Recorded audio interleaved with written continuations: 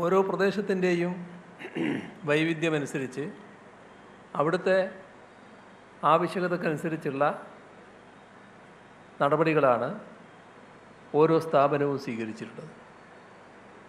ഇപ്പോൾ മുപ്പത്തടം സർവീസ് സഹകരണ ബാങ്ക് ഇവിടുത്തെ പ്രത്യേകതകൾക്കനുസരിച്ച് മാതൃകാപരമായ ഒട്ടേറെ പ്രവർത്തനങ്ങൾ കാഴ്ചവെച്ചിരിക്കുകയാണ്. അത് നാടിന് നല്ല ഉപകാരപ്രദമായി മാറുന്നതുമാണ്. അപ്പോൾ കേരളത്തിലെ സഹകരണ മേഖല ഈ രീതിയിൽ തഴച്ചു വളരുന്നത് കണ്ടപ്പോൾ അതിനോട് വല്ലാത്തൊരു അസൂയയോടുകൂടിയുള്ള മനോഭാവം പല കേന്ദ്രങ്ങൾക്കുണ്ടായി. അതിൽ ചില ഔദ്യോഗിക സംവിധാനങ്ങൾ അടക്കം വന്നു. ചില ഗൂഢോദ്ദേശങ്ങളും അതിനോടൊപ്പം വന്നു. ആദ്യത്തേത് നമ്മുടെ രാജ്യത്ത് തന്നെ വന്ന ഒരു നയമാറ്റത്തിൻ്റെ ഭാഗമാണ്. രാജ്യം നേരത്തെ സഹകരണ മേഖലയ്ക്ക് വലിയ പ്രോത്സാഹനമാണ് നൽകിയിരുന്നത്. നമ്മുടെ സ്വാതന്ത്ര്യാനന്തര ഇന്ത്യയിൽ പൊതുമേഖലക്കും സഹകരണ മേഖലക്കും വലിയ പിന്തുണ ലഭിച്ചിരുന്നു.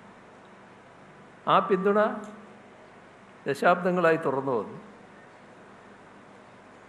അത് അവസാനിക്കുന്നത് നമ്മുടെ രാജ്യം ഉദാരവൽക്കരണ നയം അംഗീകരിച്ചതോടെയാണ്. അതേവരെ സ്വീകരിച്ച നയത്തിൽ നിന്ന് പിന്നീട് മാറ്റം വന്നു. അത് പ്രകടമാണ്. അതേവരെ രാജ്യത്ത് സഹകരണ മേഖലയെക്കുറിച്ച് പഠിക്കുന്നതിനു വേണ്ടി നിയോഗിച്ച കമ്മിറ്റികൾ സഹകരണ മേഖലയെ ശക്തിപ്പെടുത്തുന്നതിനുള്ള നിർദ്ദേശങ്ങളായിരുന്നു നൽകിക്കൊണ്ടിരുന്നത്. എന്നാൽ ഉദാരവൽക്കരണം അംഗീകരിച്ചതോടെ പൊതുമേഖലാ സ്ഥാപനങ്ങളുടെ സ്ഥിതി നമുക്കറിയാലോ. പൊതുമേഖലാ സ്ഥാപനങ്ങളുടെ ഓഹരി വിറ്റഴിക്കൽ, സ്വകാര്യവൽക്കരണം, അത്തരം കാര്യങ്ങളൊക്കെ നടന്നത് നമുക്കറിയാലോ. സഹകരണ മേഖലയുടെ കാര്യത്തിൽ നടന്നത് അതിനെക്കുറിച്ച് പഠിക്കാൻ നിശ്ചയിച്ച എല്ലാ കമ്മിറ്റികളും, അതിനുശേഷമുള്ള എല്ലാ കമ്മിറ്റികളും സഹകരണ മേഖലയുടെ താല്പര്യത്തിനെതിരായ നിർദ്ദേശങ്ങളായിരുന്നു വെച്ചത്. കേരളത്തിലൊരു പ്രത്യേകതയുണ്ടായി. കേരളത്തിലെ സഹകരണ മേഖല ഒറ്റക്കെട്ടായി ഇതിനെ എതിർത്തു, ശക്തമായി എതിർത്തു. കുറച്ച് പഴക്കമുള്ള കാര്യമാണ്, പക്ഷേ ആ എതിർപ്പ് ഇങ്ങനെ തുറന്നു വന്നു. എന്നാൽ സഹകരണ മേഖലക്കെതിരായ സമീപനം തുറന്നുകൊണ്ടേയിരുന്നു. അതിൻ്റെ ഭാഗമായാണ് റിസർവ് ബാങ്കിൻ്റെ അടക്കം സമീപനമൊക്കെ പിന്നീട് വരുന്നത്. അതിൻ്റെ മറ്റ് കൂടുതൽ വിശദാംശങ്ങളിലേക്ക് ഞാൻ പോകുന്നില്ല. ഒടുവിലെവിടെയെത്തി? കേരളത്തിലെ സഹകരണ മേഖലയെ പ്രത്യേകമായി ടാർഗറ്റ് ചെയ്യുന്ന നിലയിലേക്കെത്തി. കേരളത്തിലെ സഹകരണ മേഖലയെക്കുറിച്ച്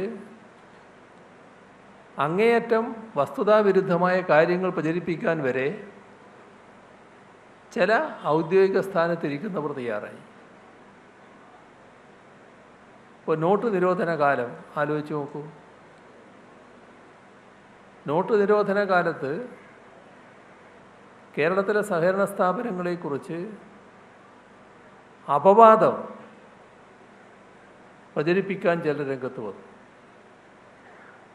യഥാർത്ഥത്തിൽ സഹകരണ മേഖലയുടെ ഇടപാടുകളെല്ലാം സുതാര്യമായിരുന്നു. ആ പറഞ്ഞ തരത്തിലുള്ള ഒരാക്ഷേപത്തിനും കേരളത്തിലൊരു സഹകരണ സ്ഥാപനവും അർഹമായിരുന്നില്ല. പക്ഷേ സഹകരണ മേഖലയെ താറടിക്കുക എന്ന ഉദ്ദേശത്തോടെ